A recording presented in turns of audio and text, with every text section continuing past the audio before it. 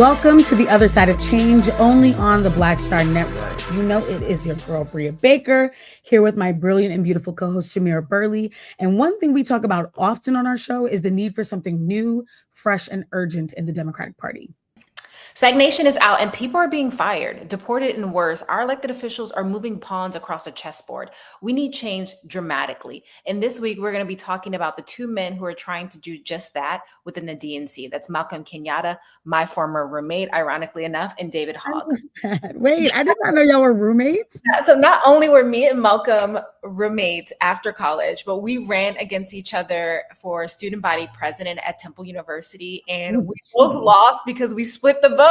Of course. Stop. Come on. Yeah, I've known Malcolm since like junior year of high school. We've had like a subtle competition with each other. But yeah, we were roommates for like 2 years after college, living our best lives in downtown Philly. It was amazing.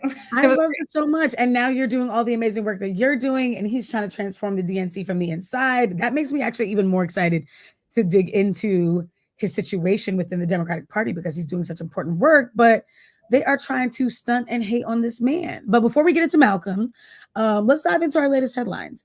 Yeah. So not too long ago, Ben & Jerry's co-founder was arrested, and it was not his first time being arrested. He was arrested protesting some bills that were being introduced to further fund Israel, and it's just like people have been on social media just like, yes, Ben, yes, Jerry, like these are two old men who get it, who are putting their bodies on the line in a way that we really, really need in this moment. And I love this article because it showcases the long-standing history of them doing so. And I'm just so proud. I think this is what like Gen Zers and millennials are talking about when it says like we want to spend money with companies that really understand the urgency that we're up against. Like, now let me go get some ice cream, you know? Yeah, absolutely. Ben & Jerry's, I support wholeheartedly. They have been consistent, nonstop, where they stand they've always been on the right side of history, pushing and fighting for those who are the most disenfranchised. And I'm honored every time I buy them, but just like seeing the owner not be afraid, the co-founder, not be afraid to your point, put their bodies on the line in the name of justice, I think gives all of us, it makes us all feel like we can do the same thing, right? Whether in big and small ways. And to your point, like, how do we continue to double down on companies who are showing that they give a damn, or are showing that they're putting their money and their bodies on the line to ensure that we are creating policies and practices that are protective of people, but that we're also holding elected officials accountable. So yeah, it was so good watching him get arrested and like pulled out of the room, because I'm just like, okay, I can support this. Another thing I can support. So many people don't know the Nottoway Plantation fire destroyed the South's largest antebellum mansion, and has sparked a great debate that has started to happen online on whether or not people should be celebrating this, people shouldn't be celebrating this. But there is an entire industry that I think truly disgusts me in ways, are people who get married on plantations. And I don't think I have to explain what the plantation is to you all. I think we understand very well the trauma and the implication that it has had for the African-American community, and the fact that it is being romanticized. So I think for many people who have been frustrated with watching many plantations, not all, being used in this way to placate to white audiences, to use for wedding venues, I think it's justified that many people feel empowered and celebratory towards the fact that this thing has now burned down. I think it was around 53,000 square feet in Louisiana, and it was built in in the 1800s, and was formerly for a sugarcane plantation, a cotton, but founded by a sugar baron. But yeah, let it burn, babes. Let it burn. In every way. Let it burn in every way. And you're hinting at it. You know, there are some plantations that have been repurposed for public memory and public education and reclamation. You know, Whitney Plantation gets a lot of love for doing that, and they are doing that in a great way. But I want to show some love to historic Stagville, which is in Durham, North Carolina, and they're doing that too. It's Black run. They are also so intentionally co-led with the descendants of those who were enslaved there. There are weeks during the summer where they close the museum down and visitors cannot come because descendants do their family reunions there and are just able to move around the space without, a tourist gaze. And I just love that, making sure that those for whom this is part of their legacy and their family story get to take claim and ownership over it in a big way. And unfortunately, for those that want to be wedding venues, and you go there and all they want to talk about is the landscaping and the fruits and flowers that are grown there, like, let you more power to the burning. And what was especially cool about the Nottoway burning was that the firefighters were putting the fire out and it kept coming back. Like they left the scene thinking that they'd put out the fire, and then the flames were. So I'm just like, the ancestors are like, no, we burning this stuff to the ground. And you're not going to stand in our way. Absolutely. And that's why I love seeing all the memes of people like planning cookouts and like roasting marshmallows, because like this is what you've sparked from the ancestors, and they're responding in kind. So we'll see. Yeah, I hope more of that to come. Especially in like another piece of good news. I mean, I don't want to be like toxically celebrating, and I'll get to what I mean when I say that. But Elon Musk is out. Elon Musk is out. Say it with me. Apparently, he's out of Doge. Apparently. Now, here's the reason why I say I don't want to be toxically celebrating, because ultimately he did a lot of harm while he was there. A lot of people still don't have jobs, regardless of whether he is no longer officially in that leadership position. A lot of agencies have been gutted, and he mined a lot of our private data. And we have no idea what he is leaving that office with access to still, what he's going to take into his private entities and work that he's doing. And so I don't think that we've seen the last of the threats of an Elon Musk, like we're still, they still got white South Africans claiming that they are genocide refugees who are making their home here. But I'm just really glad that he is not in a formal position within this government anymore. It was a terrifying time, and I just need him to fade away into the darkness. And I think a big reason why he either was pushed out or pushed himself out is because his private entities were really suffering. Good. And I hope that they continue to suffer. Like Tesla, I hope you continue to suffer. What's his space company, SpaceX? Like, I hope you continue to suffer. Unfortunately, X, like, until it goes back to being Twitter, I hope you suffer, because ultimately everything that Elon Musk touches is a tool for his white supremacist agenda. And I want it all. I want his empire to crumble. And I think this is like kind of the beginnings of that, the proof that he was not popular in this position.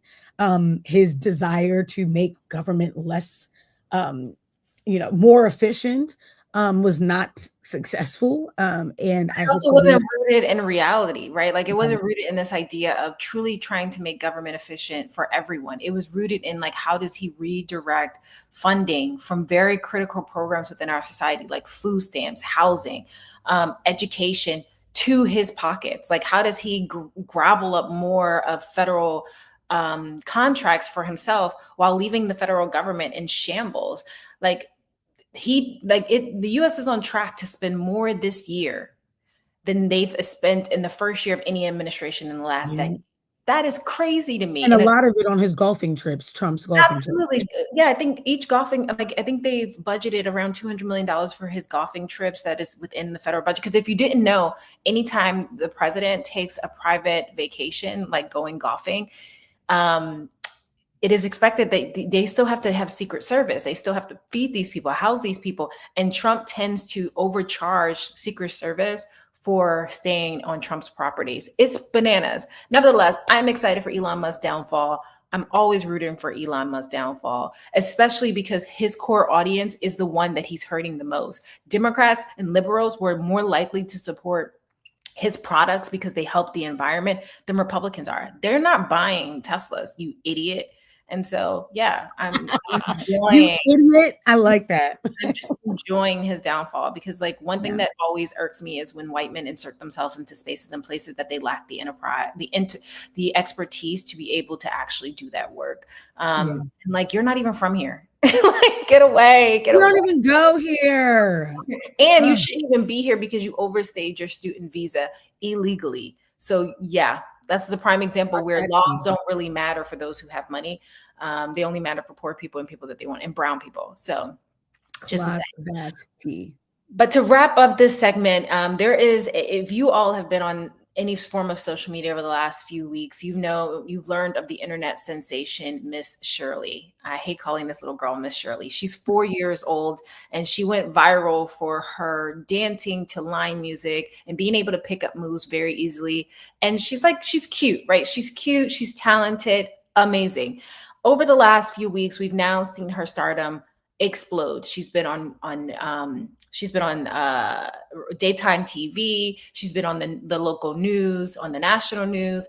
And now her mother has started to host these meet and greets. She's also taken her to adult-centered parties. Like, there's no other children around. So there's clubs, there's bars that her daughter is now being taken to in order to dance. But one thing I want to zero in on is the meet and greets, right? Because other 4-year-olds are not paying to go to the meet and greets. Right? They're not paying to go see her and dance with her. What we're seeing is that grown men are driving hours, paying a fee to be able to take a picture with Miss Shirley, pick her up oftentimes. And I've seen even a handful of, like, at one point she's sitting on somebody's lap that she's not related to. She's being held by someone that she is not related to. Someone kisses her on a cheek she is not related to. And it just gives me the biggest ick in the world. And apparently someone has called CPS on Miss Shirley's mom. And yeah, there's just this discourse of, like, what is too much exposure and what feels like grooming in broad daylight. Yeah, I think this is really terrifying. Number one, there are so many Netflix documentaries now about the danger. I mean, yeah, in grown men who show up to pageants and other spaces where they expect to see little girls who are being purposely like groomed to act above their age. And I think that, another aspect that was really concerning was I think I saw that Miss Shirley's mom started an OnlyFans for her. I think the question is it an OnlyFans or does someone create a fan account? I think there's still some gray areas. Okay. So then I won't put that on her, but I'm just concerned in general because ultimately the appeal of Miss Shirley is, she's doing this dance like she's a grown-up. And now you're asking people to pay to have access to her in real life or content about her. And again, it's not little kids. Like, it's not like she's, Gracie's Corner and the kids are just jumping on YouTube to, like, oh, I love this show. It's like the kind of person who's going to pay for that access is someone with nefarious. So even if you as a mother are not doing it for these, like, evil means, you have to recognize that you're putting your child in a position to be ogled at by those who want that from her. And I think we've just seen all of the like, writing on the wall from child actors who describe, like, being stalked by grownups who watch them. The whole Nick at Night scandal was like, okay, you've got these kids doing these adult jokes. They don't get it, but the creepy adults do. Also, the Mary-Kate and Ashley, like, there was entire websites dedicated to doing a countdown for when they turned 18. Like, there's so many sick people online, and especially on Miss Shirley. If you go to Miss Shirley's TikTok page, most of the people who follow her are grown men. Most of the people who save her content are grown men because 4-year-olds are not on there. And her mother would have been better situated to focus her target audience on other kids, doing kids parties and all of that. But it's just, the deltification is truly disturbing. Truly disturbing. And it also, what signals are you teaching your child for her not to be able to know that she has the ability to say no? Like, if she doesn't want to hug someone, if she doesn't want someone to pick her up. She can't because they paid. She can't because they paid, and her inability to be able to have that bodily autonomy or even to feel like she can say no. Like, I doubt she wants to dance every single day, all day for cameras. Like, take that girl to school. Like, come on. Put her in some bright pink and sparkly light up shoes and just, like, let her be a dance class. Like, if you think she's talented, send her to dance class. But, like, overexposing her on the internet for people to take her images and do whatever is not going to be helpful for her or for other kids. This industry being developed around, like, kid influencers and, like, family influencers and mommy influencers is so dangerous because in the name of capitalism, people are saying, like, listen, we can make a lot of money off of this, but this is a child. And a child for whom this is not going to go away. The internet is forever. We're not new to the internet. They're not early adopters. This child is Gen Alpha and like should be protected because we know the dangers. We know that people are going to use AI and do unspeakable things, and don't put your kids in that position. Don't put them in. So on the one hand, I'm like, I don't want people calling CPS on her mother, but at the other hand, I'm like, Mom, protect your child. Like, I don't care what check you think you're getting. It's not enough for the positions you're putting her into. But anyway, absolutely. When we come back from the break, we are going to dig into the latest with the Democratic National Committee and the Democratic Party as a whole. And we will be right back right after this break, only on Black Star Network. Black Star Network. Not a jingle, period.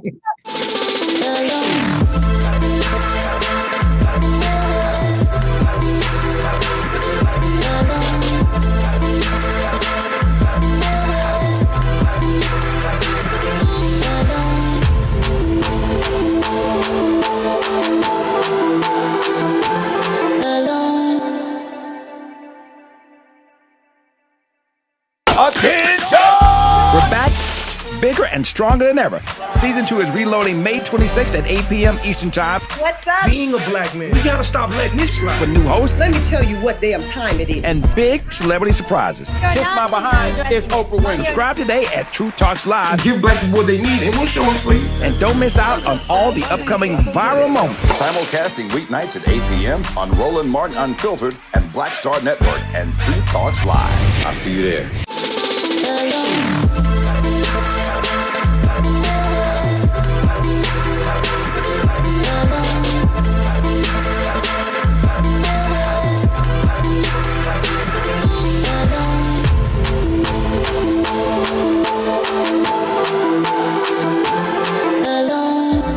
Welcome back to The Other Side of Change, only on the Black Star Network. Before the break, we started to unpack some of the most pressing headlines, and now we're going to dig into the latest news regarding the Democratic National Committee, also known as the DNC. Yeah, I'm already feeling my blood boiling because I'm just so annoyed and frustrated with the Democratic senior leadership. I just feel like they are constantly telling young people and Black people and activists and social justice leaders within the party to speak up and voice our concerns and be the change we want to see. But then when we actually do it and are successful and are like bringing in a new wave of energy into the party, they're looking for every loophole possible to insist on it being their way or the highway. And I know I'm getting ahead of myself here. We should probably start at the very beginning of like what this latest internal battle is, but that's just like how I'm coming into this conversation. No, absolutely. And I think for decades, we've seen the DNC being led mostly by white men and candidates who are almost chosen for the people versus being selected for the people. I can't remember who said it, but she's like, are you a BMW? No. Are you a Black leader or are you leading Blacks, right? One is chosen by the people versus one is chosen for the people to lead us, oftentimes in a direction that doesn't actually support us. So yeah, this is, it's really up in the air, and it shows that to vote blue, no matter who, has some constraints in it. And it's very an arrogant view because it's not inclusive of the fact that we have elected officials who are Democrats, who do not share our values, who are not fighting for the same things that we are fighting for. And we have some elected officials that unfortunately are being stifled, right, by the institutional leaders who do not want their radical ideas. And their radical ideas is like free school lunch, radical ideas to circumvent the process of the Democratic Party. So it's quite frustrating. And it's especially annoying because elected officials are representatives. So them coming in with an agenda and being like, I'm going to force it upon you and tell you what's best for you, as opposed to saying, I'm listening, I'm hearing, this is what my constituents want. It's like politics should be a conversation with the people where we get to voice our fears, ambitions, desires, and ideas. And people who understand the inside are able to channel all of that information that we've given them, all those insights, and turn it into policy that reflects our needs. But it's like they're choosing the policy, they're choosing the candidates, they're choosing the direction, and then telling us to get on board lest we be in the way. And so now it's like politics is being reduced to this marketing strategy where we're being talked at, we're being sold a product, and we lose in that because ultimately they don't have the buy-in.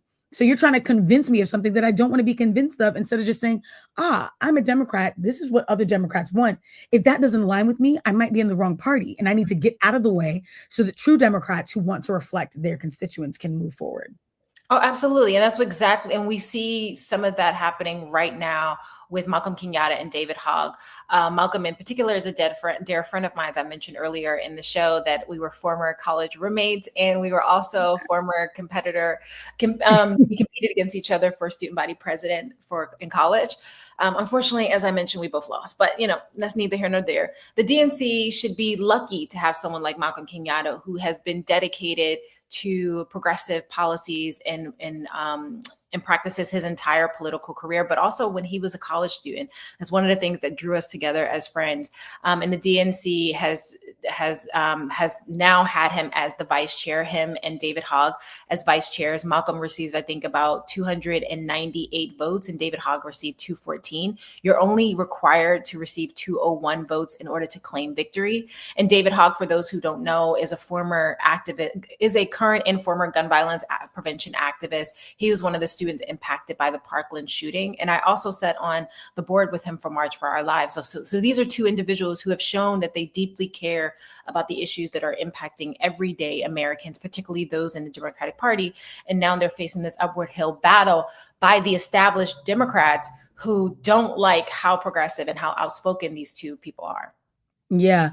And so to your point, they were both voted in vice chairs, which gives them a lot of insight and power into steering the future of the DNC. And all of a sudden, like a month or two after that vote, there's this procedural issue where they need a revote and a redo. And surprisingly, this really is only going to affect two people who are both under the age of 35, one who's Black and queer, one who's been very openly critical of Democratic stalemates and pushing for electoral politics to match the urgency of grassroots organizers. David Hogg has been not shy about saying that he wants to primary these Democratic incumbents who are standing in the way of progress and allow for young voices to step into the field. I think it's such an important conversation that he's pushing. Malcolm Kenyatta has also been saying similar things about the need for a new face of the Democratic Party. And so just when they're trying to give the party a facelift, all of a sudden we need a recount. Like, what? Who are they? George Bush?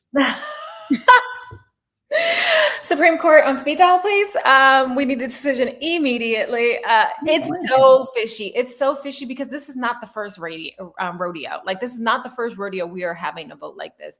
And now all of a sudden there's pushback, right? There's a recount that is required. And this is going to create so much division in a party that is already fractured, right? In a party that is already having a huge problem with recruiting and retaining young voters to be a part of the process. So I'm excited for our guest later this morning, who's going to chat with us, who's a brilliant Gen Z organizer, to talk directly with her what she's seeing wrong with the party, what is her make of what's happening with this issue regarding Malcolm and David, but also, what the party can be doing better at and engaging young voters to ensure that we're talking about the issues and advocating for the issues that are really going to change the lives of everyday Americans.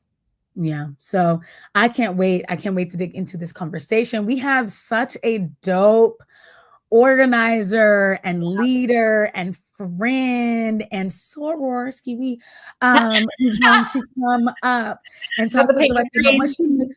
I mean, AKA supremacy always. So we're gonna bring her up in a little bit so that we can have a deeper conversation about this and just like hear directly from those who are being silenced in moments like these, so that we can understand, like, if the Democratic Party wants the midterms to go the way they need to go, and then once the next presidential election to go the way they need to go, now is not the time to be trying to stifle youth voices. Now is the time to be listening really clearly so we get a better turnout than we got in 2024. So we're going to take a break. We'll be right back. You are watching The Other Side of Change only on Black Star Network.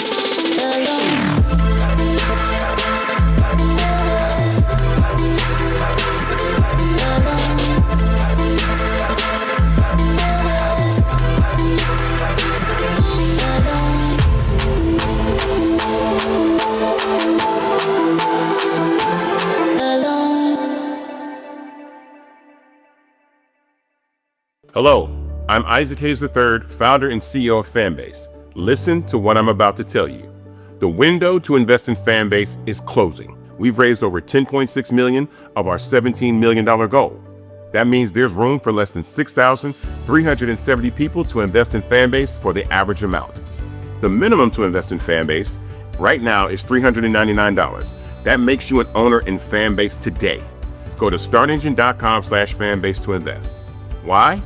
Because current social apps have taken advantage of users for far too long, with content suppression, shadow banning, harmful racist content, and no real tools for monetization and equity. Fanbase has over 1.4 million users and counting, allowing anyone to reach all their following and monetize their content from day one. Social media is the new TV, and whoever owns the apps that distribute that content have the opportunity to own potential billion-dollar companies. While big platforms with uncertain futures are failing to serve their users, Fanbase is stepping up to fill the gap. Don't wait until it's too late. Invest now, invest for yourself and your future. Go to startengine.com/fanbase and own the next generation of social media.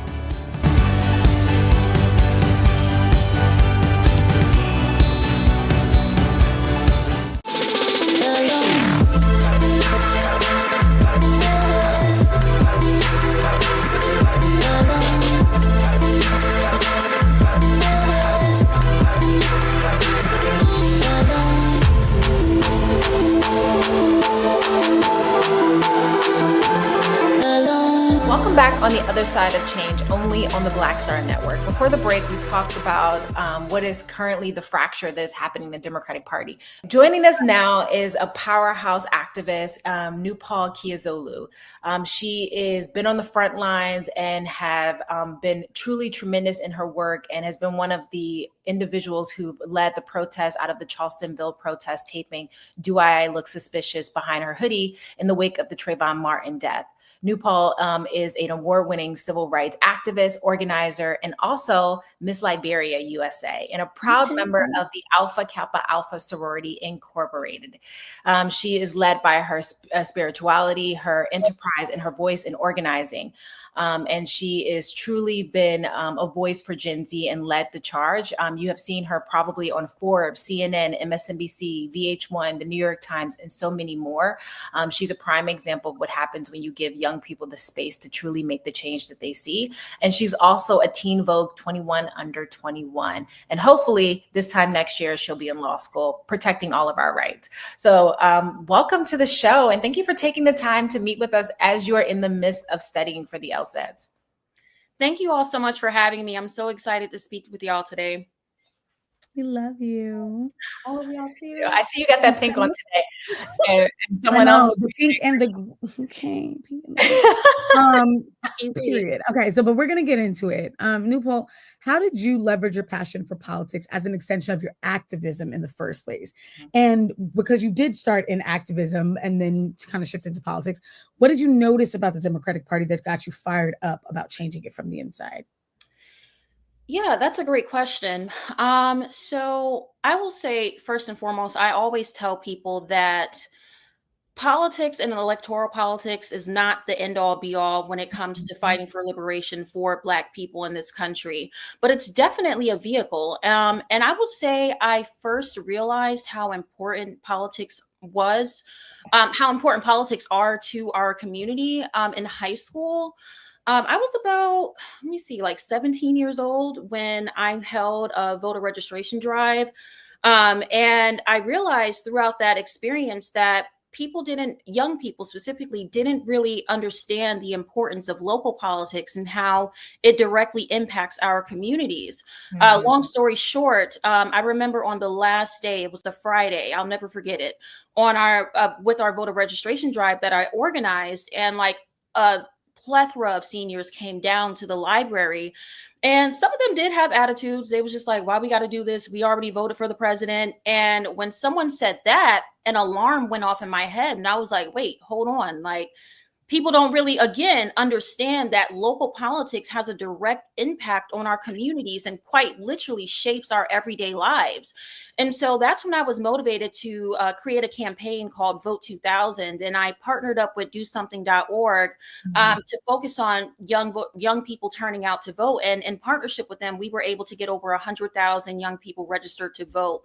And so with that experience, it catapulted me to get even deeper within politics, and really try and really work to shift to make politics work for us, because ultimately these politicians and elected officials are in there to do the work of the people. And if you're not doing the work of the people, then you need to get out, period, point blank. And so overall, I would say that experience in high school and just understanding again the importance of politics overall and how it affects our lives is what really motivated me to get inside, get into the nitty gritty. And yeah, I went to Hampton University. I got my degree in political science, and now I'm pushing forward to law school. I love it. I mean, I've been such a fan of yours, watching your process online, but also just like as you continue to grow as an organizer and the people you've pulled in as there to help with their own development, which I think is lacking in the Democratic Party, right? This inability for us to think long term and that future proofing the work. And I'm curious for you, as someone who has worked both inside and outside the system, within the Democratic Party and outside the Democratic Party, what is one of the ways, or what is your perspective on the division that is currently happening, and what the Democratic Party need to do in order to kind of engage young people in a really critical way if we're going to win the next election, or the next dozens of elections that's going to happen in the next 2 years? Yeah, I'm so happy you brought up long-term strategy, Jamira, because I believe that's something that our movement on the left is critically lacking in that department. I believe oftentimes we are so focused on the short term and what's in front of us right now that we forget that, time is going to pass regardless. Like it may seem like 5, 4, 3 years, it may seem like a lot of time, but in actuality, it's really not that much time. And so when I think about like the shortcomings of the Democratic Party and how we just as a collective have not done a good job at strategizing long term. I mean, we've seen the repercussions of that right now. I'll give you an example, right? A lot of people are talking about Project 2025, right? Project 2025 was like one of the biggest topics of the 2024 electoral cycle. But I feel like on the left, like a lot of people was treating Project 2025 as if it just came up in 2024. Been organizing and strategizing since Obama got in office. This is not Project 2025 did not just come out of nowhere. And so that's what I be trying to tell people. Like, yes, we can address the issues that are in front of us. We can organize, we can strategize to work around it and try to find a solution. But also, and one of the biggest priorities in our movement needs to be long-term strategy. I hate to give any type of kudos to the right, but what I will say is that some people in there did a little 1-2 with the long-term strategy. I'm not going to give them too much. But it's like they did have that on lock, because we're seeing right now all the things that was in Project 2025 come to fruition right now. And so if you want to reach young people, if you want to reach marginalized communities, if you want to reach the working class people, then you actually need to get out in the field and do that. I'm so frustrated with the Democratic Party, because as a young Black organizer, a lot of the people that y'all are talking about right now, these are my peers. Like we came up in the movement together. And I've just seen like how young Black organizers are received versus young white organizers. And in the media, young Black organizers oftentimes are portrayed as villains, and we're villainized. Our characters are assassinated. We're treated like terrorists. I mean, during 2020, when the Black Lives Matter movement was at an all-time high. I mean, I fully remember young Black people like myself being referred to as Black identity extremists. Yep. That's what they refer to us to. But white people fighting for gun violence when at the height of the gun violence prevention movement was referred to as heroes. As if we haven't been doing that for decades, right? Like I'm saying, and then it's just like, I remember speaking at March for Our Lives and just seeing how the police response, even down to like on the groundwork, the police response to over 200,000 people in New York City marching with March for Our Lives versus like 150 to 100 people for marching for a Black Lives Matter protest. Two different responses. They was whooping our asses on the streets, beating us down, arresting us against cars. Yes. But when it came to the March for Our Lives protests and like white organizers putting stuff together, they had all types of protections, and there was no real levels of aggression. And I think that also just translates again to how the Democratic Party treats Black organizers versus white people in the movement, right? And me and my friends be talking about this all the time. Like, all a white person got to do is do a cute little 1-2 to a popular dance on social media, turn up to a cute Black song and go viral for it. Now, all of a sudden, they're organizers and strategists. Speak on it. Drop the tape. I've been here for over 13 years. And this is the person that you're platforming from one viral video. All you have to go viral to be considered an organizer and a strategist. And that's just not what it is. Yeah, right? even if you looked at who was invited to the last Democratic convention, a lot of those folks have never worked in communities, have just talked about politics from a very generalized way on social media. And then now, next thing you know, they're being platformed in spaces. Can we curse on here? Just I don't know. Yeah, you can curse, bro. Okay, well, yeah. No, that shit is crazy to me. That shit is so crazy as hell to me, because I'm just like, are y'all serious right now? Like, y'all have literally overlooked a plethora, and they do it every single time. They they overlook Black organizers, young Black people, the work that we do all throughout the year. But then when the election cycle comes around, now all of a sudden they want to listen to us, listen in quotation marks. Now all of a sudden they want our labor and our contributions. And it's just like, for me, I'm at the point where it's like, no, we're not doing that. If you don't value what I bring to the table throughout the year, not just when it's time for an election cycle, then it's like, I'm not about to go above and beyond for y'all. I'm going to keep working in my community and doing the work that matters, educating them on what's going on locally. But it's like, I'm not about to bust my ass for a party that does not respect me and what I bring to the table. So until y'all learn, the DNC, how to respect Black organizers and not take advantage of us only when it's time or close to an election, you're going to keep seeing the things that you're seeing, because you're not engaging with people that are closest to the ground. That's one of y'all most critical mistakes. Y'all get social media and real life conflated. Y'all have to understand that people like me that are— I know we were going to have a sermon today. Hey, somebody got to say it. Somebody got to say it. And so overall, I'm just saying that y'all have to work with people that are closest to the ground and stop focusing exclusively on numbers on social media or a viral video. Otherwise, you're going to keep seeing the same thing over and over. And we're not going to win the midterms with all the BS going on right now. So y'all need to get it together. Cory Booker. Come on now. Listen, that part too, because the performative pandering and pretending to be with us when it's convenient, but not being with us when it's time to vote on something and introduce some bills and co-sponsor something and stand in the way of something is really getting me tight. And I think a lot of what you said is so spot on, Nupol. Like, I think that there are so many elected officials and Democratic senior leaders who treat young activists like yourself like gimmicks, treat the movements and the issues that we are fighting around as they only care about it when it's trending, you know, and we are the ones left holding the short end of the stick when it's like, well, we're still talking about police violence, we're still talking about gun violence, we're still talking about reproductive rights, like we're still talking about economic justice, we're still talking about immigration, like we are holding up the fire and like keeping it lit. And they're just going to come around every, you know, when the media cycle comes around and try and get some good brownie points off of it. And there's such a danger in that because people can see through it. So you're trying to be the party that's anti-Trump. But listen, Trump gets, you know, Democrats get in office and the first thing they say, my hands are tied. There's nothing I can do. You know, there's not a lot Trump gets in office and he does stuff in 3 months that I'm like, Or his first 30 days, first 100 days was crazy. Yeah. They are so efficient about getting their agenda through the door. And it proves that Democrats either don't have an agenda or are not actually committed to an agenda, because we get in the door and we fighting for 4 years to get one thing done. And we have no wins. And so it speaks to just this larger trend of when young voices are dismissed by the establishment, they pay the price, but then we get blamed for why those losses happen, because they want to talk about Gen Z turnout. They want to talk about pro-Palestinian activists. They want to talk about where Black men were at.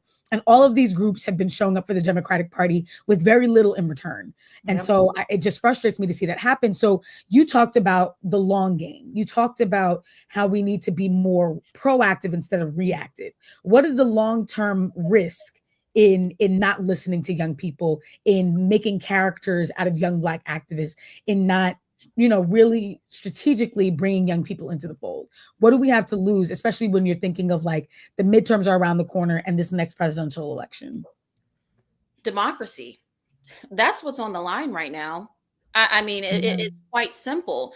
And so when you continuously ignore the people that are closest to the issues that you are, quote unquote, advocating for, you're pushing people away. If you're not willing to go to these people and meet them directly where they are and do that work and having those hard conversations, and not just around election cycles. What are you doing throughout the year-round strategy in building community? You cannot just throw a textbook at people about why it's important to vote and expect them to want to do that, right? A lot of the issues that we talk about within the Democratic Party disproportionately affects poor Black people, Black people in the hood, Black people in rural communities that are constantly ignored, that rarely see people knocking on their doors, asking them, what do they need? What are the issues that are impacting them the most? And what can we do to help solve that?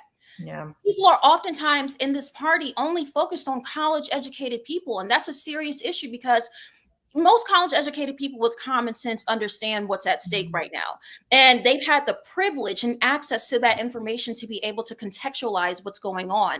But when we think about access and privilege in regards to folks in the hood and people in rural communities, that looks different. So it's like, we can't approach them with all the academic language and all this inaccessible language that doesn't really translate with folks in real life, even and not even just like the academic setting. Like we got to stop throwing all these textbook words at people to explain simple issues. That's a part of meeting people where they are.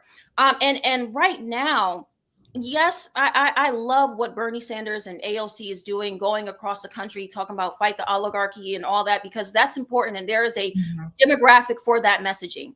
But when you think about overall, and you think about the educational disparities within this country, I hate to break it to you, but a lot of folks don't know what the oligarchy is. So how can we break that down in terms to help people understand why we need to continuously show up and fight, why rich people are hoarding all of our resources, with leaving us with little to nothing, and we are struggling paycheck to paycheck? How do we help people understand that trans folks are not your enemies? How do we help people understand that Black people, brown people, Latino people are not your enemies? We are not the reason why you can't pay your bills. We are not the reason why you don't got food on your table. The reason why is the 1% and people like Donald Trump enabling them and hoarding our resources and quite literally stealing out of our mouths. That's the reason why you are struggling day to day. So it's like all of this misplaced rage and scapegoating, instead of really just getting to the nitty gritty, explaining it simply to people what's actually going on and how can we engage these communities to show up. Again, I mean, the 2026 is right here. The year is almost over. When the summer is over, the year is over to me. And so with that being said, I mean, we have like 3-4 months this summer to really get on the ground and do some real work to meet people. Because it's just like, we're going to end up in the same situation where we're scrambling a year out from one of the most critical elections, because that's what happened with the 2024 elections. People didn't really start getting into it for real until like the election was a year out. That's an issue. That's an issue because there's 4 years. You had 4 whole years to work with people and engage folks that are closest to the ground, and y'all didn't do a good job at that. So yeah, I have to say, I'm really offended that you said the year is over after the summer, as if my birthday month don't matter. Oh, no shade. I'm highly, Gemini season is over. It's done, Jamira. Highly offended. It's okay. We'll revisit this offline. But I fully agree, right? Like, it's this idea, if you are connecting with your community, your in constituencies every single day, every week, every month, you don't have to wait 30, 90, 120 days out from an election to now get to know your neighbors. Like, you've already formulated that relationship.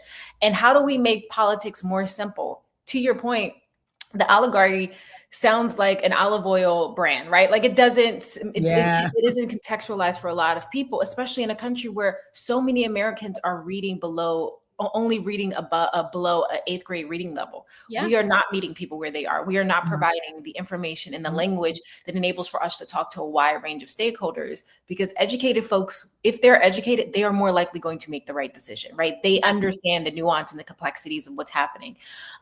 What do you think, now that we are, to your point, a few days out from 2026, according to you, because the rest of the months don't matter. What do you think electoral politics can learn from people like you who have been on the ground, formulating genuine connections and relationships as an organizer, and now hopefully that can be duplicated at a much larger scale in electoral politics? Yeah. So I will say that I've been blessed with the unique opportunity to talk to people from literally all walks of life. I'm talking about from young children, like educating children on politics and how to show up, to teenagers, to young adults, to older Black people, to white people, old ass white people. I'm talking about old, like literally. And I've been able to even then meet them where they are. Like, I'm just overall, in all seriousness, I've been able to meet people from all walks of life, like all different backgrounds. And what it's shown me is that, yes, we have some differences. Of course, we do have differences, but there's a lot more that we have in common that separates us, especially when it comes to working class people. Yeah. Like, a lot of the issues that we all like go through are interconnected. Like, for example, worrying about how you gonna pay your next bill. I don't think that's something that's exclusive to race. I think that's more so of a class issue. And so that piece as well, being able to, I just think overall, if the DNC understands and prioritizes like class solidarity, that is something that could really dramatically transform the landscape of the Democratic National Party, of the Democratic Party rather. And there's a way to talk about class solidarity where you don't have to bring up all of this academic language. It's just literally as plain as, are you tired of living paycheck to paycheck? Okay, if so, let's talk about how we can fix that. Exactly. Are you tired of worrying about how you're going to pay this high ass light bill? Okay, if so, let's figure out how we can find some common ground and move forward. How can we help serve you? That is honestly, it's as simple as that. But you're not going to be able to do that if you're not, it always goes back to meeting people where they are and connecting with people closest to the ground. Like, it's not rocket science, and folks like to act like you have to go through all this hoopla to do it. And it's not. It's just like, y'all are intentionally, at this point, it's intentional. It's like, it's either you listening to Black people and organizers that have been doing this work for decades, some people years, or you're not. So yeah, you're choosing not to, deliberately choosing not to. And at this point, it's disrespectful. So, and it's always a choice. And I think I'm so glad you said that, Jamira, because we do have to start acting at, like, stop pretending as though any of this is accidental. Y'all been in these positions for decades. You know exactly what you're doing and what you're not doing. You know how to engage, because when it's time to fundraise, you know how to engage someone and make them feel really seen and heard and valued, and make sure that they feel as though what they are giving to the party is a true investment and that they're going to get a return on that investment. And it's time that when we're not bargaining with people for their votes, we're treating it as an investment in the party, and people need a return on their investment. And it's as simple as that. We need to break things down and make it understandable so that the party understands like what we need to do so we can have our long-term gain. Yeah. I have but I'm gonna let you ask that question. Right. Yeah. Well, it might allow you to Okay. Well, let's see. It might be what you were kind of thinking of, but basically, how can young people continue to champion this new face of leadership, even in the face of what feels like a party that doesn't want them to voice their concerns? Are there organizations or entities that you think are doing this in really important ways that young people can get connected to, or are there just strategies that you would suggest folks to use? Yeah, that ties into what I was going to say. So I will say, oh man, there's so much going on with the DNC that's taking away from the real work that's that's going on right now. But I will say shout out to Malcolm Kenyatta, because I've been keeping up with him and all the incredible work that he's been doing on the ground. So shout out to you. And I think it's also important because I'm seeing this trend within the Democratic Party that's very worrisome. And it's a lot of Democrats and people, some folks in leadership are trying to like cozy up, like give diet right-wing takes. And not, they don't want to go too much over the line, but I see where they're going, and I see that they're testing the waters to see how far they can go. That's not going to help us win in 2026. That's not going to help us win in 2028. If you are a Democrat and you have democratic values, you need to stand on that. You need to work in community. Going on talk shows talking about how to get more young men laid is not going to help us. It's not going to help us. How is that? And it's like, I have no That's some alt-right shit right there. Like, that is some BS, and that's coming out of leadership within the Democratic Party. So it's like, when you hear stuff like that, I hope you're checking it, because I mean, that's absolutely ridiculous. And I know as a Black woman, if I got on national TV talking about how to get more people laid, I would be dragged up and down. But these are the people that are allowed to ascend to high positions of power within the Democratic Party, and then making us look bad, making us look like fools. Like, it's just like, where is the decorum? Where is the couth? Like, it is just ridiculous. But overall, I will say that leaning more right is not going to help us. You need to listen to your constituents, and you need to actively engage young people. And again, not when it's just time for an election cycle, but talking to them, working with them, putting them in positions of power and leadership. Because I mean, a lot of Gen Z right now, I'm 24, I'm about to be 25 next month. Like, we're getting up there in age. So it's not like you're talking to babies that have nothing going on up here. Like, we are people, we are capable, we know what's going on, and you need to trust our leadership. And then on top of that, I will say, in regards to, hold on, I lost my train of thought.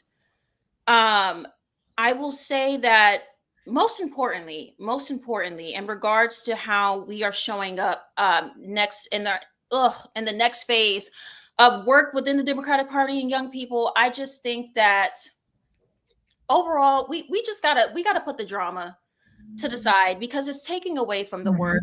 And we have to figure out a strategic way to move forward. I envision some type of I know a lot of people put together advisory councils and they have no real power, but some type of committee, I would see like something that is consisted of young people that have done the work, that have a credible track record within the Democratic Party to advise on next steps in that, and not just advise, but when we tell y'all what needs to be done, y'all actually put that into play. Because too many times the Democratic Party has reached out to people like me and my other youth peers, and they ask us what they need, what we think should be done. And then when we tell them, we looking around and it's crickets. Like, it's nothing that's happening. And so there's no resources to implement, right? There's no resources. Also, that point, fund organizers, fund Black organizers in the work that they're doing on the ground. Like, nothing really moves without money in this country. Although that's a uncomfortable conversation for a lot of people to have, it's just the fact of the matter. If you're not funding people that are doing the work closest to the ground, that's another issue that we see right now. There's a huge funding gap. So overall, there's just so much that I could speak to, but I just think, and most importantly, like, we really need to move past all this drama and start focusing on strategy. Otherwise, I mean, the midterms ain't looking too hot for us right now. Yeah, I agree. If we lose the midterms, it's wraps. What about the next election? Might not be another election. Like, that's their ultimate goal, is that Trump said it himself, like, he doesn't want people to have to vote again for him. That's scary. And it should scare and terrify all of us. That being said, that doesn't mean we need to be voting for just any old Democrat, right? Because yes, to your point, many Democrats are testing the waters, thinking that the way to win is to court conservative voters. That didn't work in 2016, that didn't work in 2020, that's not going to work, that didn't work in 2024. Like, it's not going to work We should be the research says we should be doubling down on our base and fighting for the issues and concerns that our base has. We should be changing the lives of those in our base. With that being said, I am honored to have had you on this show. We definitely have to bring you back. You have so much gems. I want you to leave us with what is one thing that brings you hope, and where can people continue to stay connected to you and your work?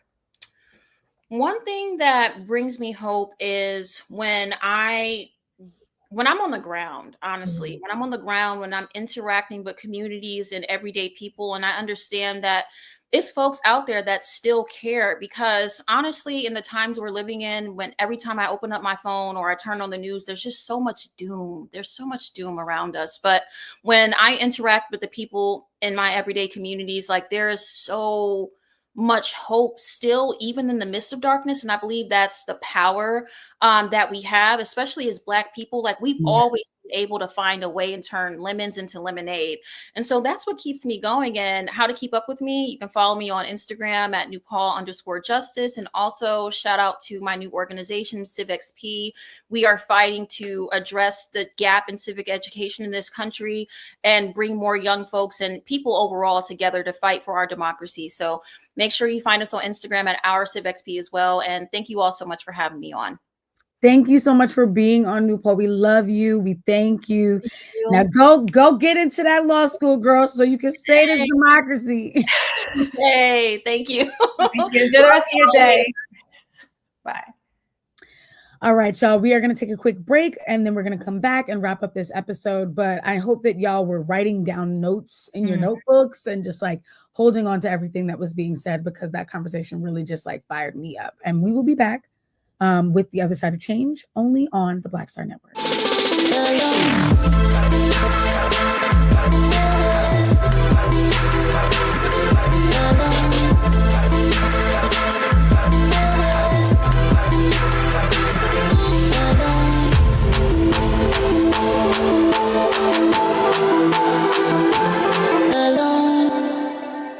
What's up, y'all? Look, Fanbase is more than a platform. It's a movement to empower creators, offering a unique opportunity for everyday people to invest in Black-owned tech, infrastructure, and help shape the future of social media. Investing in technology is essential for creating long-term wealth and influence in the digital age.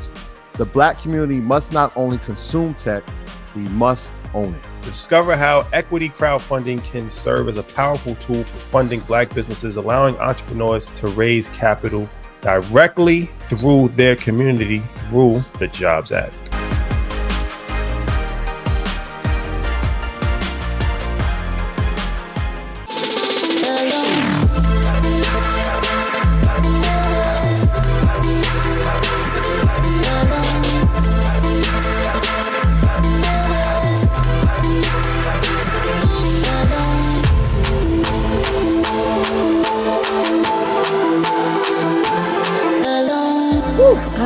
I always love our guests. We bring on the best folks. Welcome back to The Other Side of Change, only on the Black Star Network. We just had a really incredible conversation with Nupol Kiazolu, a brilliant Gen Z organizer who is helping us understand that we've got to play the long game in this democratic work. As always, this conversation is far from over, but we hope that hearing from Nupol and today's discussion helped you to clarify the stakes and the fight ahead. Absolutely. And if you want to dive deeper and support organizations, please do. There are organizations like the Working Family Programs. And if you want to dive deeper and support orgs like the Working Family Party, as well as Justice Democrats, Sunrise Movements, and other progressive organizations, there's also youth-led organizations that are doing the work in real time. And also follow leaders like Malcolm Kenyatta, like Nupol Kiazolu, like Zayana Bryant, like Chelsea Miller, like Tiffany Lofton, like Wisdom Cole. There's so many amazing young leaders who are doing the work in and outside of systems every single day. And they're not the future of the Democratic Party. They're not the future of politics as a whole. They are the present. Yeah. And so we need to resource these folks and make sure that they have the tools to continue to champion this, because this is how we win in 2028. This is how we win in 2026. This is how we win for years to come. How we win liberation. Yeah, yes, we're trying to get free. So to do that, we need y'all to stay engaged, know your rights, organize, hold your representatives accountable, be informed, dispel disinformation. Until next time, keep pushing for a just future.